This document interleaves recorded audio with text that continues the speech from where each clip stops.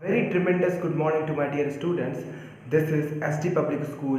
We teachers are not only working harder, we are working smarter to bring variety of education to you all students. Students, on your request and demand, we have come with a topic that is heating effect of electric current. Students, आज हम आए हैं एक topic जो कि electricity chapter का है और वो है heating effect of electric current. जब भी करंट किसी कंडक्टर से बह रहा होता है, ठीक है, जब भी किसी कंडक्टर से करंट बह रहा होता है तो वो एक इफेक्ट प्रोड्यूस करता है और वो एक इफेक्ट है हीटिंग इफेक्ट। स्टूडेंट्स, जब भी करंट बहता है तो और भी इफेक्ट्स अपने साथ प्रोड्यूस करता है, जिनमें से एक और है मैग्नेटिक इफेक्ट, जो कि हम लोग अगले चैप्टर में पढ़ेंगे। फिलहाल हम क्या देख रहे हैं कि इस मार्कर को अगर हम कंडक्टर माने तो इसके थ्रू जब करंट बहेगा तो इसको हीट करेगा, वो इलेक्ट्रिक करंट इसको हीट करेगा। ये हीट किन किन बातों पे डिपेंड करेगी, इसी को आज हम लोग इस क्लास में डिस्कस करेंगे और हम लोग डिराइव करेंगे हीटिंग इफेक्ट का फॉर्मूला, जिससे कि हम लोग कैलकुलेट करेंगे कि कितना करंट बहेगा, कितना रेजिस्टेंस होगा वायर का, कितने समय के लिए कोई करंट बहता है तो कितना हीटिंग इफेक्ट प्रोड्यूस करता है और कौन कौन सी फिजिकल क्वांटिटीज हीटिंग इफेक्ट को प्रभाव देती है, इफेक्ट डालती है उस पर। चलिए शुरू करते हैं। Students, heating effect of electric current, ठीक है, जैसा कि आप देख रहे हो मैंने लिखा है, इसको हम लोग joules law of heating effect, joules law of heating भी कहते हैं। अब इनके स्टेटमेंट्स की बात करें तो the amount of heat produce in a conductor, suppose this is a conductor, अब इससे करंट पास कर रहा है बच्चों, तो ये कंडक्टर थोड़ा हीट होगा, गर्म होगा। अब ये गर्म होगा, ये किस बात पे डिपेंड करेगा, तो it is directly proportional to the square of electric current flowing through it. मतलब जो हीट है, heat energy, it is directly proportional to the square of electric current, ठीक है। सपोज कि करंट डायरेक्टली प्रोपोर्शनल का मतलब क्या हुआ बच्चों, जितना ज्यादा करंट बहेगा उतना ज्यादा हीटिंग इफेक्ट प्रोड्यूस होगा। आपने ठंडे के दिनों में यूज किया होगा बच्चों, ठंड के दिनों में यूज किया होगा हीटर को, है ना। हीटर को हम लोग यूज करते हैं, क्यों? क्योंकि हीटर इलेक्ट्रिकल एनर्जी को कन्वर्ट करता है हीट एनर्जी में, इसीलिए हम लोग उसको यूज करते हैं और वहां पे ये लॉ एप्लीकेबल होगा। तो जितना ज्यादा करंट मिलेगा हीटर को उतना ज्यादा वो हीट प्रोड्यूस करेगा। आप देख रहे हो कि heating effect is directly proportional to the square of current. मतलब कि अगर करंट ज्यादा मिल रहा है तो हीट भी ज्यादा होगा, अगर हीट ज्यादा है इसका मतलब उसको करंट ज्यादा मिल रहा है। दूसरी बात कर ले बच्चों, डायरेक्टली प्रोपोर्शनल का मतलब ये होता है कि अगर ये एक फिजिकल क्वांटिटी बढ़ती है तो वो भी बढ़ता है, अगर एक फिजिकल क्वांटिटी घटती है तो वो भी घटता है। तो हम यहाँ क्या देखते हैं कि हीट एनर्जी जो है, ये जो हीट एनर्जी देख रहे हो, अगर ये कम प्रोड्यूस हो रहा है, अगर हीट एनर्जी कम है स्टूडेंट्स, इसका मतलब उसको करंट हो सकता है कम मिल रहा हो, ठीक है, इसका मतलब करंट कम मिल ही रहा है, ये भी हो सकता है। Let's move directly proportional to the resistance of the conductor. ये जो हीटिंग इफेक्ट है ना बच्चों, ये हीटिंग इफेक्ट डायरेक्टली प्रोपोर्शनल होगा रेजिस्टेंस ऑफ द कंडक्टर। मैंने क्लासेस लेने के दौरान आपको रेजिस्टेंस के बारे में भी पढ़ा है कि रेजिस्टेंस क्या करता है, रियोस्टैट क्या है, variable resistance, constant resistance, fix resistance क्या क्या होता है, हम लोगों ने इसके बारे में डिस्कस कर लिया है। तो बच्चों वही रेजिस्टेंस की प्रॉपर्टी यहाँ पे भी आ रही है। मतलब किसी मटेरियल का अगर रेजिस्टेंस ज्यादा है तो वो ज्यादा हीट एनर्जी प्रोड्यूस करेगा, किसी मटेरियल का अगर रेजिस्टेंस कम है तो वो कम हीट एनर्जी प्रोड्यूस करेगा, ठीक है ना। आगे बढ़ते हैं, जैसे कि बच्चों निक्रोम वायर की बात करें, जो हीटर में यूज होता है निक्रोम वायर, उसकी रेजिस्टेंस हाई होती है। तो रेजिस्टेंस हाई होने के कारण जब रेजिस्टेंस हाई होगा तो वो ज्यादा हीट एनर्जी प्रोड्यूस करेगा, है ना। चलिए अब हम लोग थर्ड स्टेटमेंट की बात करें। थर्ड स्टेटमेंट क्या कहता है स्टूडेंट्स? थर्ड स्टेटमेंट कहता है that heating effect produced in a conductor is directly proportional to the time for which the current flows through the conductor. बच्चों इसका मतलब हुआ, जैसे ही आप हीटर को सपोज ऑन करते हो, तुरंत ऐसा नहीं है कि वो एकदम गर्मी आग फेंकने लगता है, ऐसा नहीं होता है। जैसे जैसे समय बीतता है, थोड़े देर के बाद, थोड़े समय के बाद वो हीट एनर्जी थोड़ा ज़्यादा रिलीज करने लगता है। मतलब कि heating effect is directly proportional to the time through which the electric current has phloem. बच्चों, तो हम देख रहे हैं कि हीट एनर्जी कब ज्यादा होगा, जब ज्यादा समय के लिए करंट उसको मिलता रहेगा, उस कंडक्टर को करंट मिलेगा। तो हमने क्या देखा कि सबसे पहले हीट डिपेंड कर रहा है करंट, इसको स्टेट हम लोगों ने वही फर्स्ट इक्वेशन मान लिया। हीट किस पे डिपेंड कर रहा है, रेजिस्टेंस पे, इसको हम लोगों ने सेकंड मान लिया। हीट किस पे डिपेंड कर रहा है बच्चों, हीट डिपेंड कर रहा है टाइम पे। जितना ज्यादा समय के लिए इसको मिलेगा हीट इलेक्ट्रिक करंट, उतना ज्यादा हीट होगा। ठीक है, तो ये थर्ड स्टेटमेंट होगा, है ना बच्चों। इन तीनों बात पे heating effect of electric current depend करता है ना। तो चलिए आगे डिस्कस करते हैं इसके बाद। सो स्टूडेंट्स, हमने देखा कि ये Joule's law of heating effect तीन बातों पे डिपेंड करता है। सबसे पहली बात, that heating effect is directly proportional to the square of current. हमने इसको फर्स्ट माना था। Heating effect is directly proportional to resistance of the conductor, हमने इसको सेकंड माना था। Heating effect is directly proportional to the time taken, हमने इसको थर्ड माना था। ठीक है स्टूडेंट्स, तो इन तीनों को अब हम कंबाइन करते हैं। अब हम बढ़ रहे हैं एक हीट एनर्जी का फॉर्मूला निकालने की तरफ हम बढ़ रहे हैं। ठीक है, so combining 1, 2 and 3, combining 1, 2 and 3, तीनों को जब हम कंबाइन करते हैं, what we get is heating effect is directly proportional to I square, directly proportional to R, directly proportional to time. तीनों को हमने कंबाइन कर दिया। आगे बढ़ते हैं बच्चों। अब प्रोपोर्शनैलिटी के साइन से क्वेश्चन सॉल्व नहीं होता है, तो इसको हटा के हमें इक्वल टू का साइन देना होगा।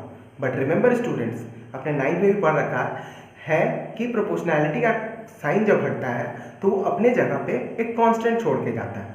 Let's discuss students. जैसे ही हम हीट एनर्जी में प्रोपोर्शनैलिटी का साइन हटाते हैं, इक्वल टू का साइन देते हैं, ये हटता है अपने जगह पे एक कांस्टेंट छोड़ के जाता है। ठीक है, और बाकी जो क्वांटिटीज हैं उसको एज इट इज हम लिख देते हैं।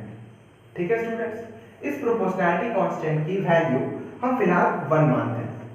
ठीक है, जब इसकी वैल्यू हम 1 मानेंगे तो 1 मल्टीप्लाई होगा आई स्क्वायर आर टी से, and this heat energy formula becomes H equal to I square R T, where K is equal to 1, where K is equal to 1। ठीक है, से हमने इसको मान लिया है, assumed, हमने ऐसा इसको माना है। ठीक है स्टूडेंट्स, तो यहाँ पे मेरे पास हीट एनर्जी का एक फॉर्मूला निकल के आता है, that heat energy is equal to square of current into resistance into time, है ना। अब जब भी एक क्वेश्चन आता है आपके एग्जाम में कि state and derive the formula of joules law, तो मैंने पहले बोर्ड में बता दिया कि क्या क्या स्टेटमेंट्स हैं, उस स्टेटमेंट को लिखते हैं और इस तरीके से इस फॉर्मूला को डेराइव करते हैं। लास्ट में एक बात लिखना हम लोग नहीं भूलेंगे, वेयर, इनमें जो जो क्वांटिटीज आई हैं उनका नाम, where H is equal to heat energy,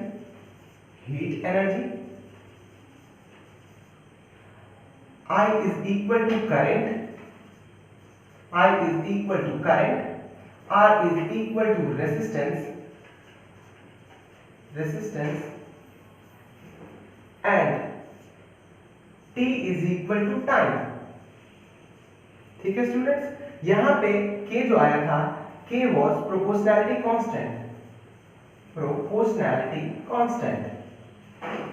proportionality के बदले एक कांस्टेंट आया था, है ना।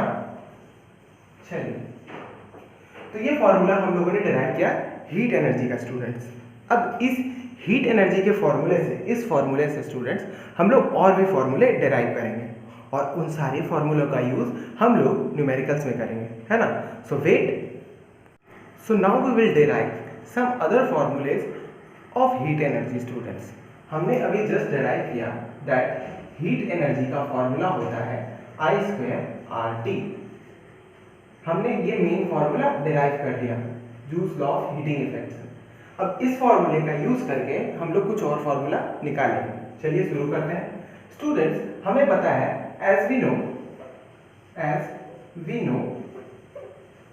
No V is equal to I R. हमें पता है ओम्स लॉ से that V is equal to I R students. अब यहां से बच्चों हम लोग I की वैल्यू V अपॉन R लिख सकते हैं। और इसी वैल्यू का यूज बच्चों हम लोग इसमें करेंगे। अगर इसको हम लोग फर्स्ट माने तो putting I is equal to V upon R in equation 1। अगर हम लोग करंट की value potential difference by resistance first equation में डाल दें तो क्या होता है देखते हैं। H is equal to I square R T है मेरे पास, और हम क्या कर रहे हैं I की जगह पे V अपॉन R डाल रहे हैं। हम क्या देखते हैं कि चूंकि I के ऊपर स्क्वायर है तो V अपॉन R के भी ऊपर स्क्वायर होना चाहिए इनटू रेजिस्टेंस इनटू टाइम। तो H is equal to students V, जब स्क्वायर को अंदर भेजेंगे तो it will become V square by R square into R into T students. ठीक है बच्चों, नीचे दो R है और ऊपर एक R है, तो एक R कैंसिल हो जाता है स्टूडेंट्स, और मेरे पास फॉर्मूला निकल के आता है H equal to V square by R into T। ठीक है स्टूडेंट्स, तो ये मेरा हीट एनर्जी का एक और फॉर्मूला निकल के आता है। तो it was the first formula and now it is the second formula. ये एक और फॉर्मूला मेरे पास निकल के आता है। चलिए स्टूडेंट्स कुछ और फॉर्मूले हम लोग डिराइव करते हैं। तो स्टूडेंट्स अगेन हमें पता है again from Ohm's law,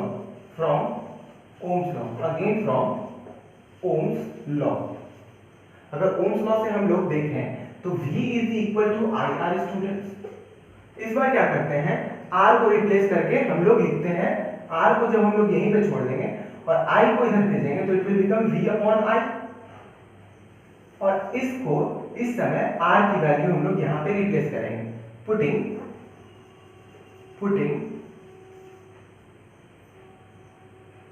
V R is equal to V upon I in equation 1, that is H equal to I square RT। ठीक है स्टूडेंट्स, अब H is equal to I square, मेरे पास R क्या है, मेरे पास R है V upon I into time.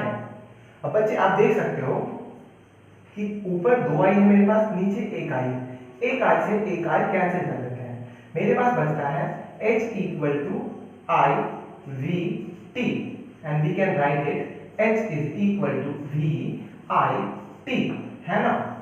तो यहां से मेरे पास एक और फॉर्मूला निकल के आता है हीट एनर्जी का। तो टोटल बच्चे हम लोगों ने 3 फॉर्मूले डिराइव किए हीट एनर्जी के, है ना। और ये तीनों फॉर्मूले इंपॉर्टेंट है न्यूमेरिकल के दृष्टिकोण से। अगर आपको न्यूमेरिकल सॉल्व करना है, खूब अच्छे से सॉल्व करना है, तो ये तीनों फॉर्मूले आपको आने चाहिए, ठीक है ना। तो बच्चे हम लोगों ने तीनों फॉर्मूला डिराइव किया। तो बच्चों हमने तीनों फॉर्मूले डिराइव कर लिए।